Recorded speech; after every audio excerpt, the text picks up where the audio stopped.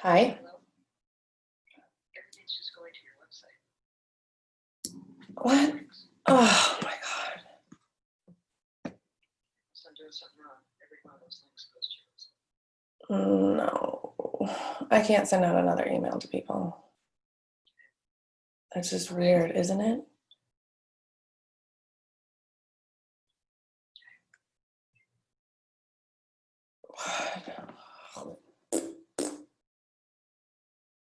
I'm so retarded. I mean, even if I send it out, if I can get it out as fast as possible, it's still 10 o'clock already. And I'm already on. Is there anybody out there? No. In fact, you're being recorded right now as we're talking. Oh, how did I do that? I don't know. All right, thanks for the update. I love you. Bye.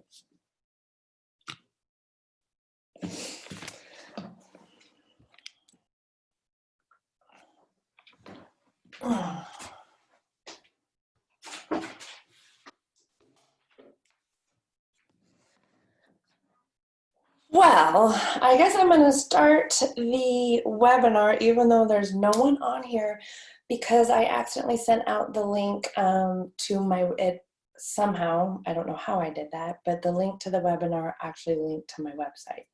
So I'm sorry for all of you that are trying to get on right now.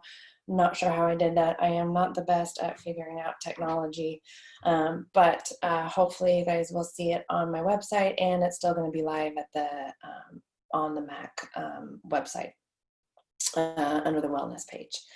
Today I was planning on talking about endocrine disruptors. Endocrine disruptors are chemicals that are similar to specific hormones that they actually bind to the hormones receptor sites. Your body sees these as chemicals or sees these chemicals as hormones, which they are not. They can increase the production of some hormones such as BPA. BPA we find in plastics. It kind of mimics estrogen. It can build up in breast tissue and cause breast cancer. Sometimes they decrease the production of hormones such as dioxin, which decreases testosterone. It can lead to infertility. Sometimes they turn into other hormones. Sometimes they interfere with hormone signaling. Sometimes they tell cells to die earlier than they should. But basically, the majority of them accumulate in organs. It's estimated that 800 to 1,000 endocrine disrupting chemicals are on the market today. Because there are so much, and it's going to be impossible for me to list. So I'm kind of going to just focus on the worst of them and the ones most commonly seen.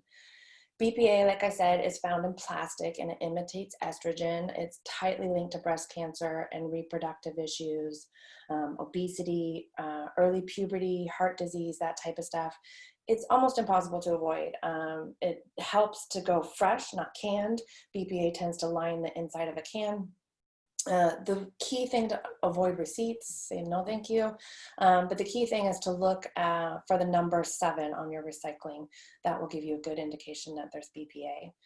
Dioxin is part of industrial processing.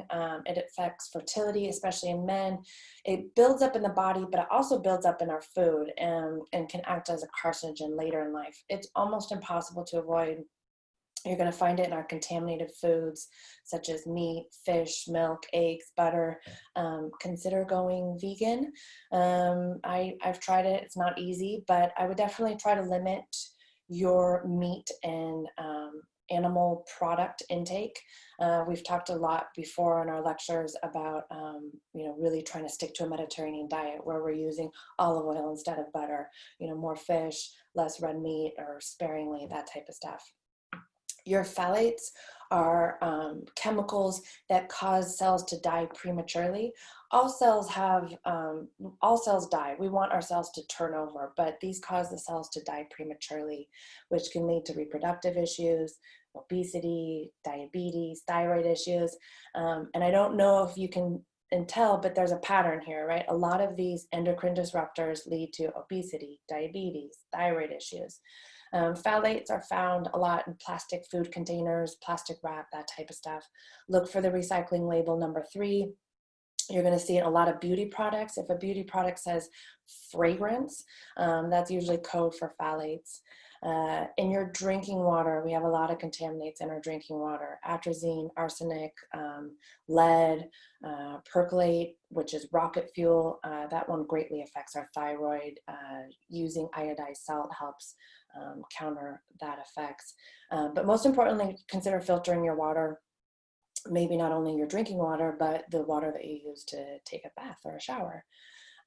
Your CAFO meats, poultries, and dairies. This means CAFO means concentrate animal feeding operations. So those farms where animals are kind of packed together and living in kind of unsanitary conditions, we have to give them a lot of antibiotics because they get sick. We also feed them a lot of hormones so that they get all big, nice, and juicy and plump. So to avoid those, consider eating free range, organic, maybe buy from small local farms, that type of stuff. Mercury from fish, that's a tough one for me. I think fish is really important. There's a lot of essential fatty acids in fish. Farm raised is not very good. Sardines, anchovies, herring, these all have low contaminants but are still high in omegas. You might want to consider eating more of those. We're talking a lot about the toxins in our environments and our food. And for me personally, and I don't know how you're feeling, I get annoyed and frustrated. Like, how do I eat? How do I clean my house? What do I, put on my hair and my face, that type of stuff. Even if you did everything perfectly, you're still going to be exposed.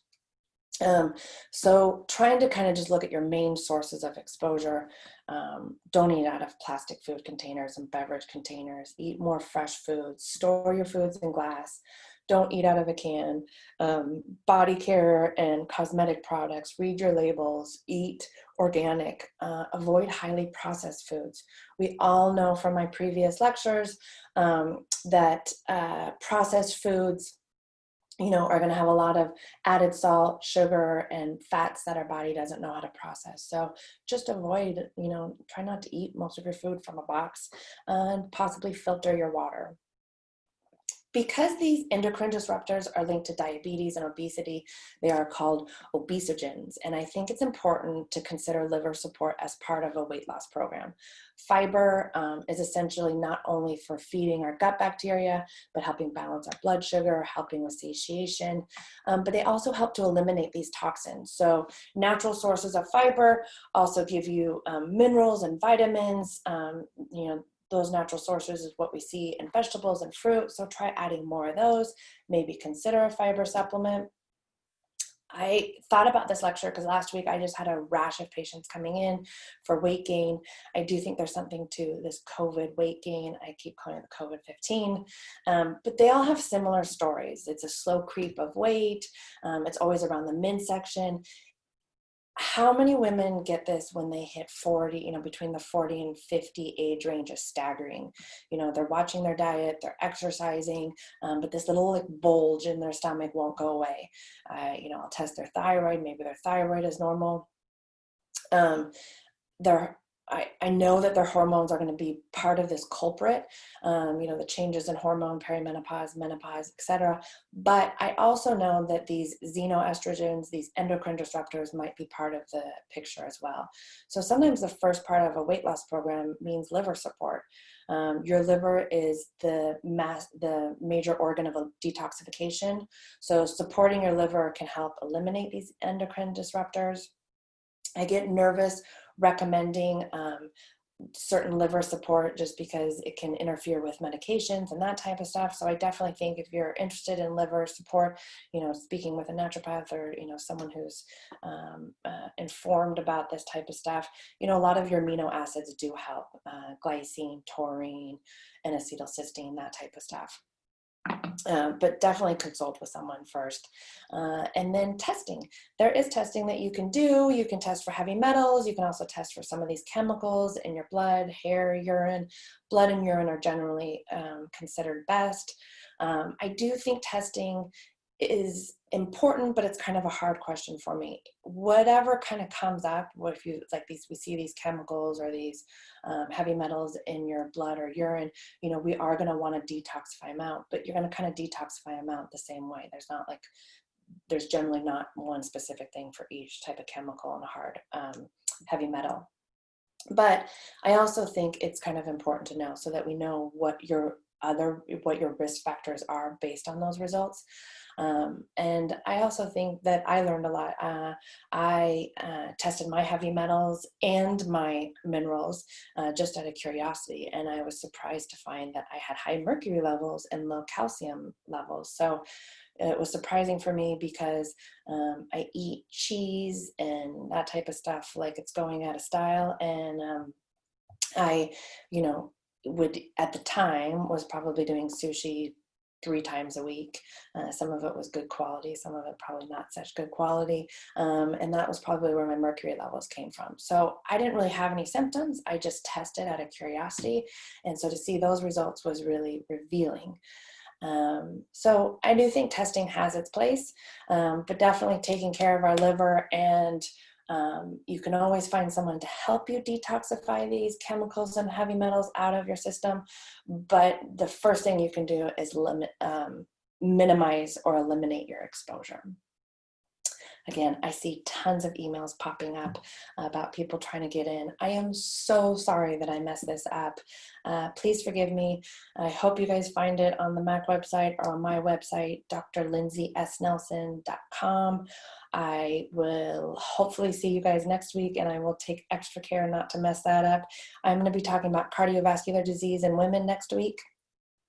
And if you have any questions, please email me, drlindsaysnelson@gmail.com. And I think that's it. Thank you, everybody. Sorry.